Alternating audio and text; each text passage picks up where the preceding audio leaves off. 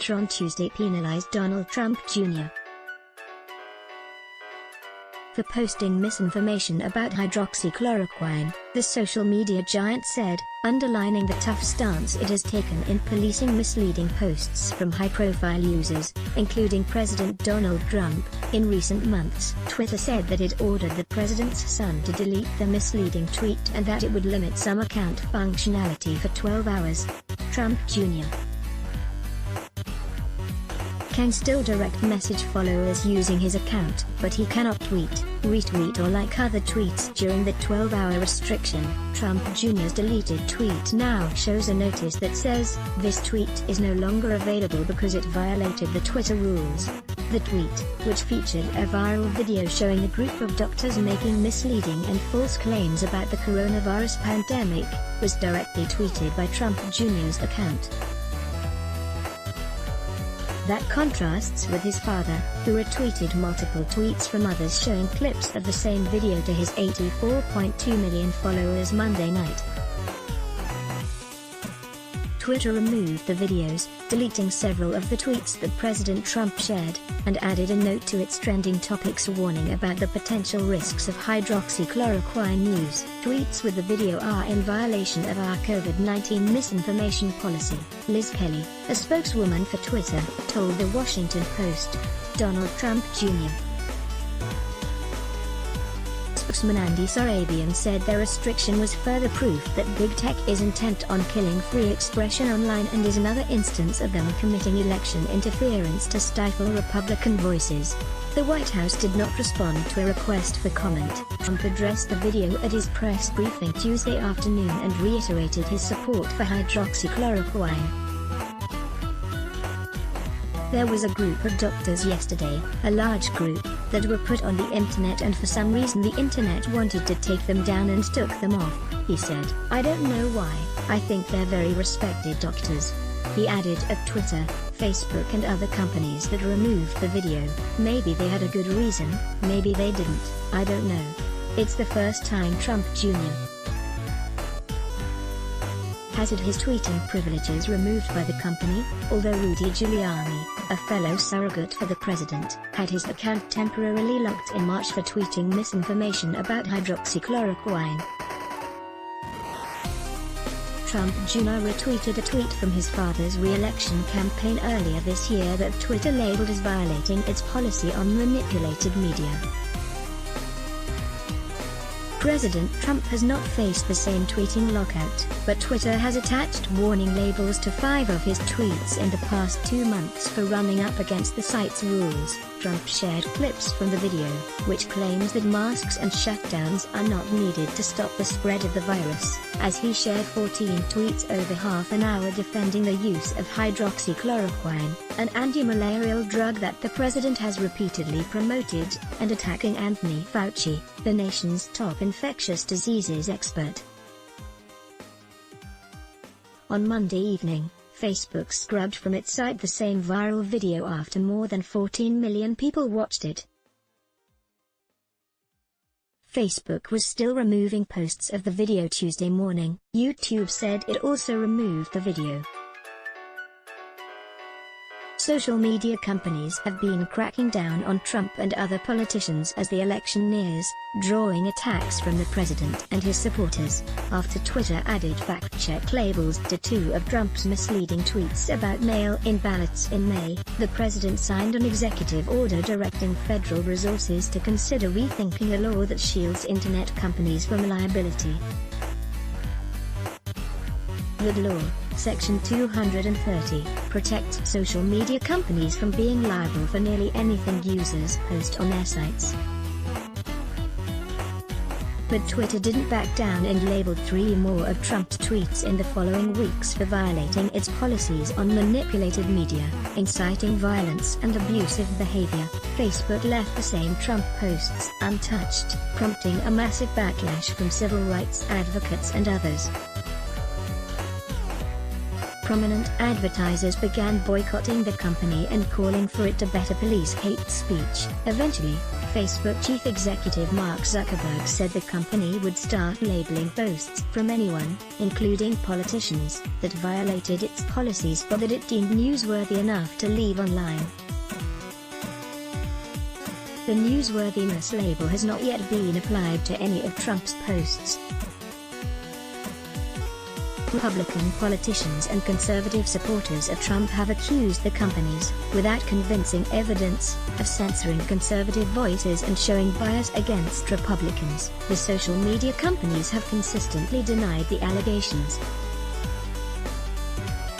Some prominent Republicans and conservative pundits called on supporters this summer to follow them to a newer social media site, Parler, which claims to be a haven for free speech online, although it still has rules. Kelly Ward, the chair of the Arizona Republican Party, also had her account restricted after tweeting the video, Twitter confirmed.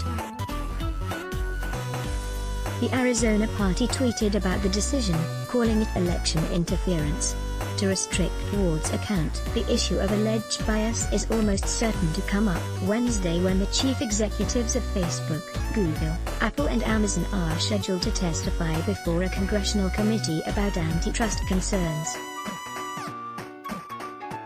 Trump's decision to share Monday's misleading video about hydroxychloroquine comes amid mounting criticism from opponents and allies alike over his handling of a pandemic that has now killed at least 145,000 people in the United States. The president spent months obstinately denying the severity of the crisis, refusing to wear a mask in public, blaming the rise of case numbers on testing and campaigning against governors' shutdown orders. In recent weeks, however, Trump has occasionally changed tack, donning a mask in public for the first time earlier this month and deciding to cancel the Republican National Convention events set to take place in Jacksonville, Florida. But Monday, the president again turned to promoting a drug that the Food and Drug Administration warns carries significant health risks, and portraying the widely accepted scientific consensus on its use as an attack on his re-election campaign. The video Trump shared Monday night showed a collection of doctors speaking in favor of treating COVID-19 patients with the anti-malarial drug. The clip focused on the testimony of a woman named Stella Emanuel, who received a medical license in Texas in November. According to state records, Emanuel did not return a request for comment.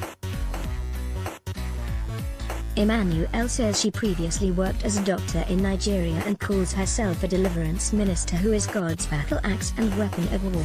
She has given sermons attacking liberal values and promoting conspiracy theories including, in her words, the gay agenda, secular humanism, Illuminati and the demonic New World Order.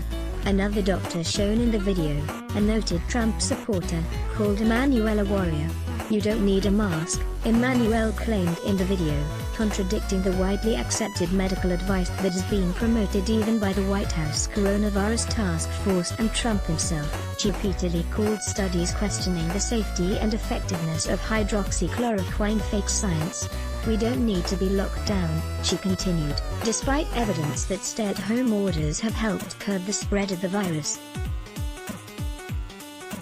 America, there is a cure for COVID. There is no known cure for the novel coronavirus or the disease it causes, according to the Centers for Disease Control and Prevention and the World Health Organization. Multiple studies have disputed claims that anti-malarial and antiviral drugs such as hydroxychloroquine, azithromycin and chloroquine can help treat or even prevent the coronavirus. Last month, the FDA revoked an emergency approval that allowed doctors to prescribe hydroxychloroquine to COVID-19 patients even though the treatment was untested. Still, Trump has repeatedly promoted the drugs. White House trade advisor Peter Navarro and Giuliani Trump's personal lawyer, took to Fox News this month to urge the FDA to issue a new emergency approval for the drug after a study, widely panned by scientists as flawed, showed some effectiveness from early use of the medication. The controversial video was promoted across social media platforms earlier Monday by the conservative site Breitbart News, a political group called the Tea Party Patriots, and a recently formed coalition of advocates calling themselves America's Frontline Doctors. Neither Breitbart nor the organizers behind the event responded to the post's requests for comment. America's Frontline Doctors has a website that appears to be just 12 days old. The site links to the Twitter account of the group's founder, Simone Gold, a Trump-supporting doctor based in Los Angeles. The group claims to consist of several doctors who appear to be licensed in California, Georgia, and Texas. Different versions of the clip were shared Monday by Breitbart, which covered the group's news conference, and the Tea Party Patriots, which had reportedly organized the summit. Monday's viral video prompted thousands of posts spreading false information about the pandemic.